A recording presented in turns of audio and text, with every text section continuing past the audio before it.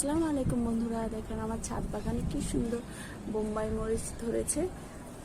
এই বোম্বাই মরিচ গাছটা প্রথমে অসুস্থ হয়ে গিয়েছিল, ওর পাতাগুলো সব ঝরে গিয়েছিল, ভেবেছিলাম তো মারাই যাবে, কিন্তু পরে আস্তে আস্তে একটু সেবা যত্ন করেছে, তো দেখা যাক।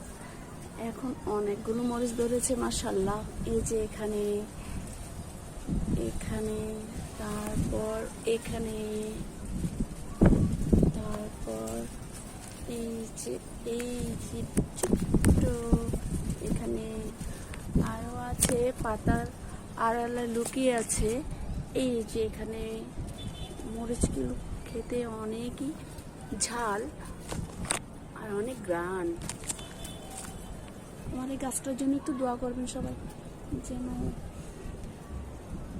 সুস্থ থাকে, বেঁচে থাকে, তাহলে আমার বোম্বাই মরিচ খেতে খুবই ভালো লাগে।